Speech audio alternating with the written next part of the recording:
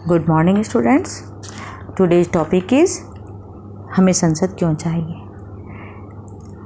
हम भारतीयों को इस बात पर गर्व है कि हम एक लोकतांत्रिक व्यवस्था का हिस्सा हैं। हम इसी के बारे में इस चैप्टर में पढ़ेंगे।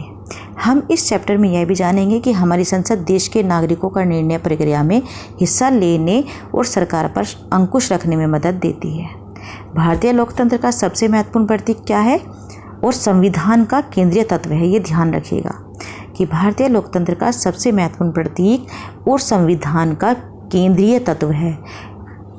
लोगों को फैसला क्यों लेना चाहिए, फर्स्ट हमारे यहाँ आता है लोगों को फैसला क्यों लेना चाहिए। तो इसमें आता है भारत 15 अगस्त 1947 को आज़ाद हुआ। आज़ादी के लिए पूरे देश की जनता ने मुश्किल संघर्ष किया। हम सभी जानते हैं इस चीज़ के लिए कि बहुत मुश्किलों से हमें आज़ादी मिली है। जनता औपनिवेशिक शासन के तहत लोग ब्रिटिश सरकार के बहुत सारे फैसलों से भयभीत थे, उनसे डरे हुए थे। वे सरकार के बहुत सारे फैसलों से असहमत थे जो उन्हें बहुत गलत लगते थे। 1885 में भारतीय राष्ट्रीय कांग्रेस ने मांग की कि विधायिका में निर्वाचित सदस्य होने चाहिए। 1909 में बने गवर्नमेंट ऑफ इंडिया एक्ट ने कुछ हद तक निर्वाचित प्रतिनिधि को मंजूरी दे दी। सार्वभौमिक व्यस्क मताधिकार का मतलब है देश के सभी व्यस्क नागरिकों को वोट देने का अधिकार होना, यानी जो 18 साल से ऊपर है उनको वोट देने का अधिकार होना। अब इसमें एक क्वेश्चन आता है आपका, एक लोग और उनके प्रतिनिधि कि ये कौन होते हैं। अब इनके बारे में थोड़ा सा हम पढ़ेंगे। सहमति का विचार लोकतंत्र का प्रस्थान बिंदु है। सहमति अर्थात चाह, स्वीकृति या लोगों की हिस्सेदारी। इस टॉपिक में हम यह भी समझेंगे कि देश की जनता ही सरकार चुनती है। लोकतंत्र का मतलब है लोगों की हिस्सेदारी, उनकी इच्छा, स्वीकृति ही लोकतंत्र को मजबूत बनाती है और लोकतंत्र सरकार का गठन करती है।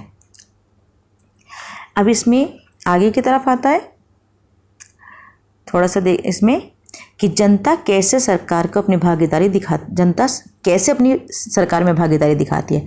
तो वो अप्रत्यक्ष रूप से दिखाती है चुनावों के जरिए, यानी कि सरकार बनाने में भागीदार जो होते हैं जनता होती है, सब जानते हैं, लेकिन वो किस तरीके से कि अप्रत्यक्ष रूप, यानी वो केवल अपना वोट दे करके, क्योंकि हम वोट देते हैं तभी तो सरकार बनती है। तो अपना वोट दे करके क्या करती है, सदस्यों को चुनती है, जनता ही चुनती है सरकार। अब आता है आगे की तरफ संसद की भूमिका। जैसा कि आप सभी जानते हैं कि देश में सर्वोच्च कानून बनाने का कार्य संसद का होता है। संसद के 2 सदन होते हैं, लोकसभा तथा राज्यसभा। राज्यसभा में 245 सदस्य होते हैं, ध्यान दीजिएगा। लोकसभा में 545 सदस्य होते हैं। बेटा इस चीज़ का बिल्कुल ध्यान रखिएगा कि कौन सी सभा में कितने सदस्य होते हैं। अब इसके बाद आता है राष्ट्रीय सरकार का चुनाव।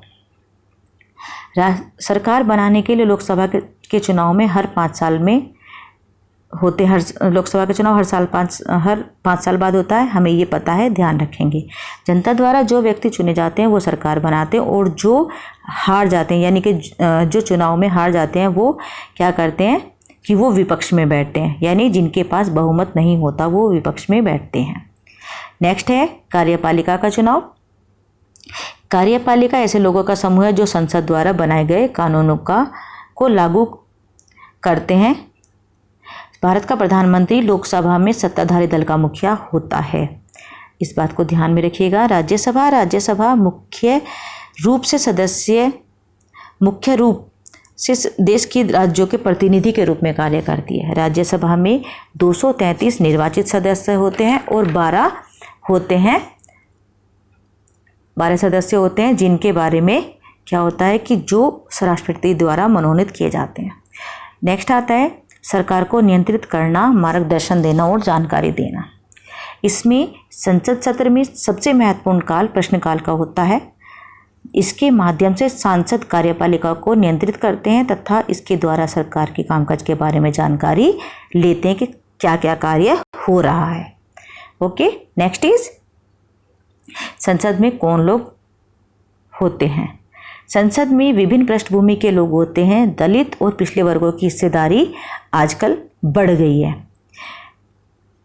दलित और पिछड़े वर्गों की हिस्सेदारी भी बढ़ रही है, आजकल ज़्यादा बढ़ रही है, राइट, क्योंकि गवर्नमेंट इस चीज़ पर ध्यान दे रही है कि कोई भी तबका जो है वो नीचा ना रहे।